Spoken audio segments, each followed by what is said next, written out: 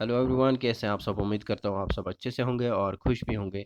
तो जैसे अभी आप देख रहे हैं स्क्रीन पे एक गुड न्यूज़ आप सब के लिए। ये पहले गुड न्यूज़ आई थी लेकिन मैंने वीडियो थोड़ा लेट इसको आपके साथ शेयर कर रहा हूँ। ये अपडेट है जम्मू एंड कश्मीर के स्टूडेंट्स के लिए या जो पास आउट है उनके लिए भी हैं।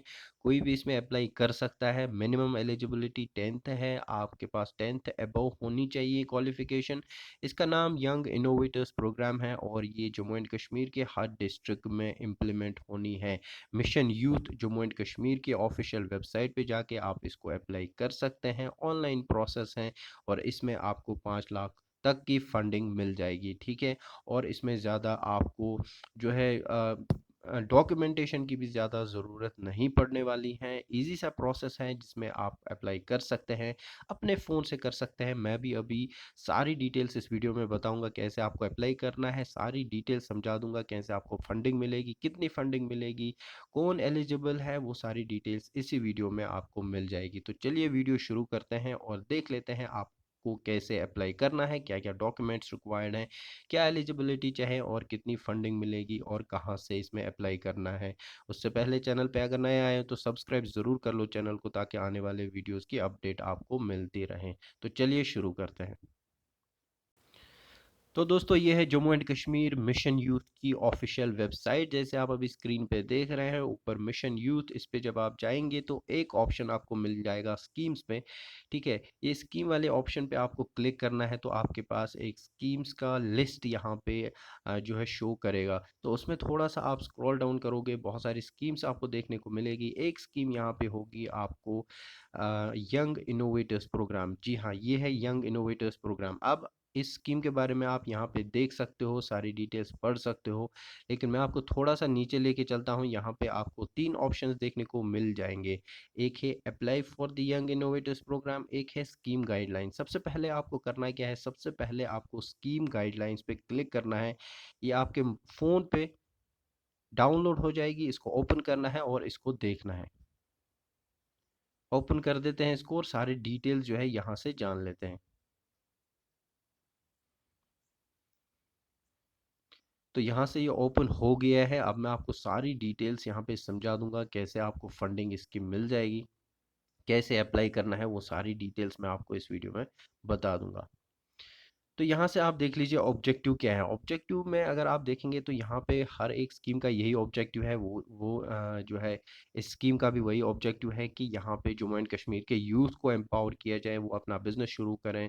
अगर उनके पास कोई आइडिया है, बिजनेस आइडिया है, तो वो यहाँ से अपना जो है उनको फंडिंग सपोर्ट गवर्नमेंट की तरफ से प्रोवाइड किया जाए, ताकि वो अपने ड्रीम्स को फुलफिल कर सकें, ठीक है। तो वही यहाँ पे इन्होंने दिया हुआ है। अब सीधा चलते हैं एलिजिबिलिटी पे। सबसे इम्पोर्टेंट यहाँ पे क्राइटेरिया जो है वो है एज, जिसमें आपको 18 to 35 होना चाहिए, ठीक है। 35, अगर आप 18 से 35 साल के बीच में है तो आप अप्लाई कर सकते हैं।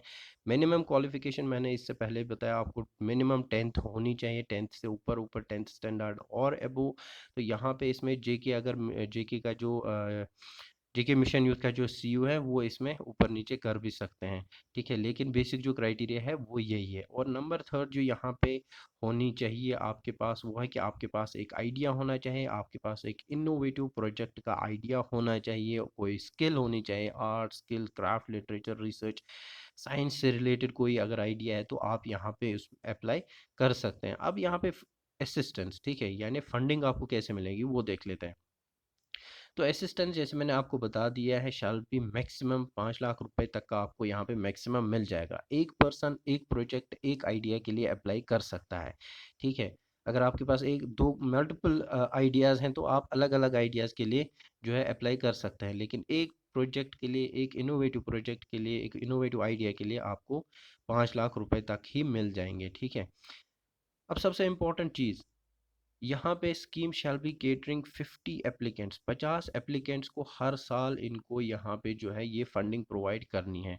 ये इसको ऊपर नीचे कर सकते हैं लेकिन क्राइटेरिया अभी यही है हर साल। तो आपके पास एक बहुत अच्छी अपॉर्चुनिटी है अगर आप यहाँ पे एक अच्छा सा डिटेल प्रोजेक्ट रिपोर्ट जो है सबमिट करोगे, ठीक है। अब प्रोसीजर फॉर सिलेक्शन, वो यहाँ पे मिशन यूथ जब यहाँ पे फॉर्म आप अप्लाई करोगे, ठीक है, उसके बाद उसको जो है वैलिडेट किया जाएगा।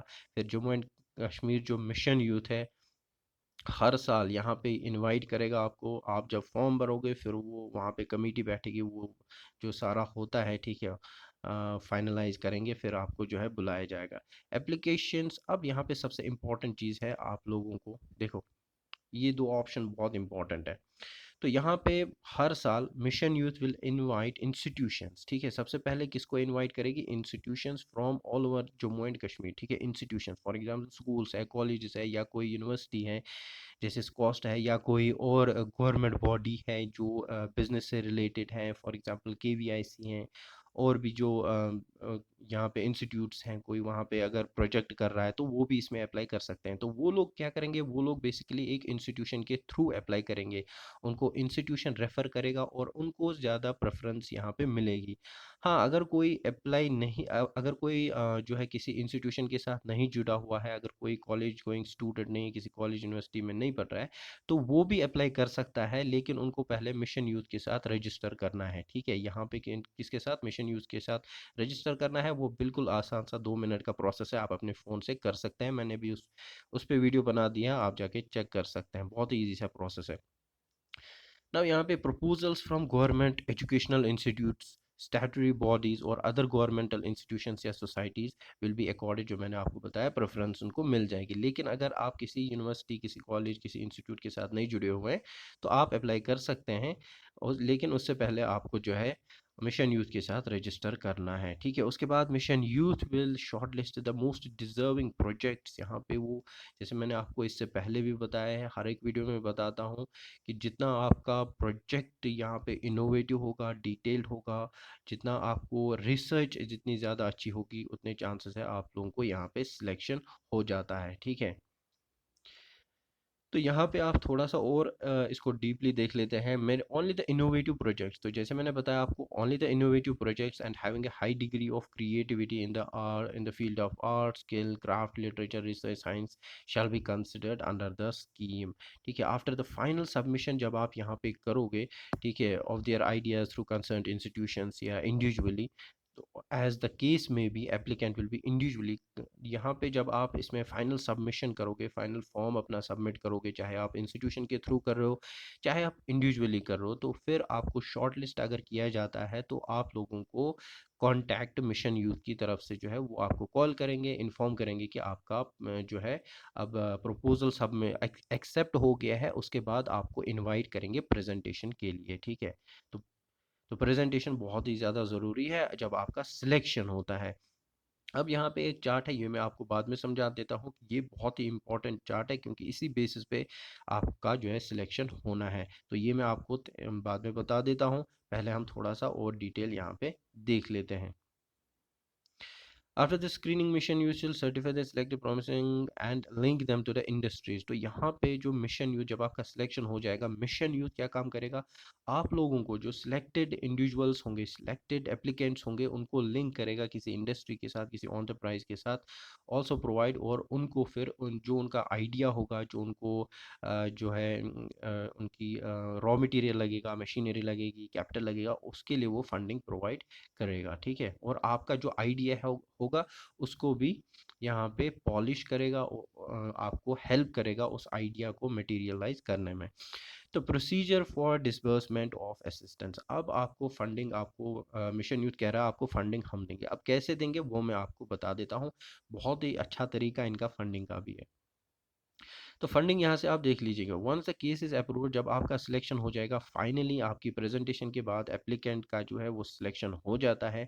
अब आपको यहाँ पे क्या किया जाएगा, वो जहाँ से आप प्रोडक्ट्स ले रहे हो, जहाँ से आप मशीनरी ले रहे हो, जो भी आपका इनोवेटिव है, जो भी उसके लिए आपको रॉ मटेरियल चाहिए, जिस भी कंपनी से आप ले रहे हो, जिस भी आपको ऑर्गेनाइजेशन से ले रहे हो, तो mission youth basically government directly उनको जो है पैसे ट्रांसफ़र करेगी, ठीक है, आपको अकाउंट में नहीं करेगी, वो डायरेक्टली उनको अकाउंट में करेगी। इन्होंने यहाँ पे एक अच्छा सा एग्जांपल भी दिया है, उस के थ्रू मैं आपको समझा देता हूँ। फॉर एग्जांपल कोई स्टूडेंट है, कोई इंडिविजुअल है, वो अपनी किताब लिखना चाहता है, ठीक है, उन्होंने अपनी किताब लिखी है, एक फिक्शनल बुक उन्होंने लिखी है, अब उनको पब्लिशर की ज़रूरत है और उनको वो पब्लिश करनी है।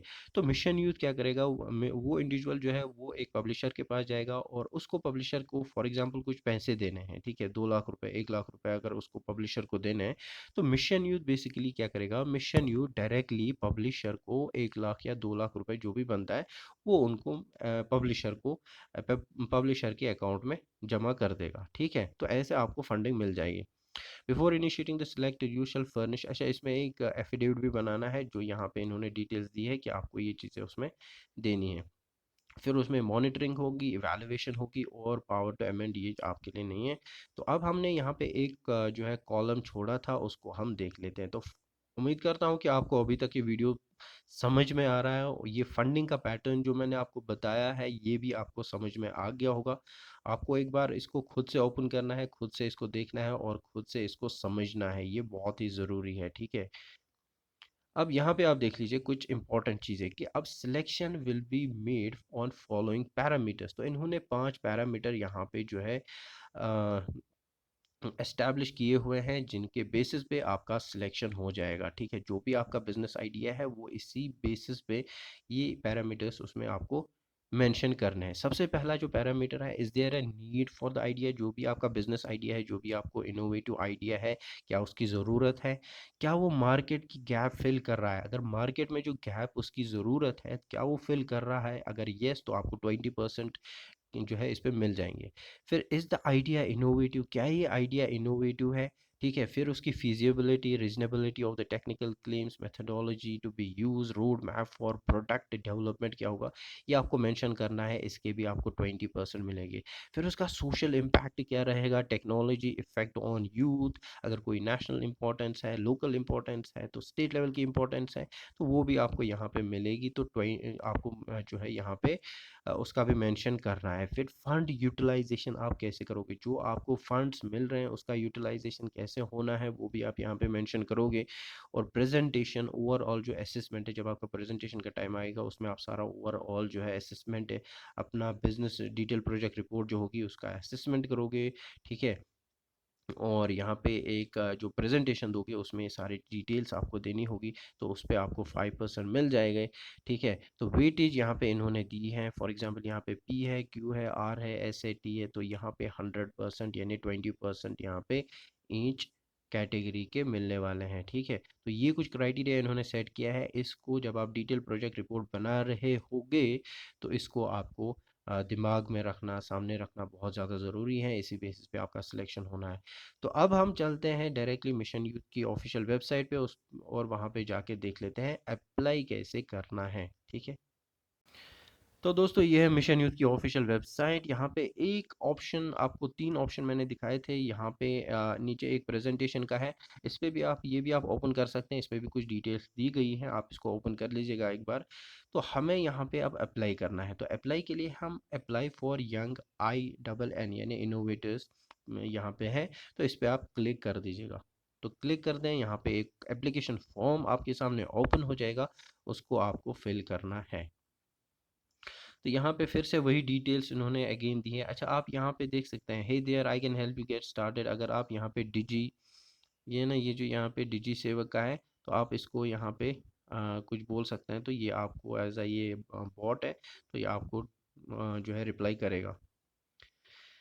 ये आपका एप्लीकेशन फॉर्म जो आपको देना है, तो मैंने आपको पहले ही बताया था, यहाँ पे अगर आप अप्लाई कर रहे हैं स्कीम के लिए तो गाइडलाइंस आपको ज़रूरी पढ़नी है। Financial justification and stage wide funding requirement, यहाँ पे इन्होंने फंडिंग यूटिलाइजेशन का एक टेम्पलेट भी दिया हुआ है जिसको आपको ओपन करना है। तो यहाँ पे आप सारी डिटेल जो है वो समझ सकते हैं। तो इसको हम एक बार ओपन कर लेते हैं, फंड यूटिलाइजेशन टेम्पलेट।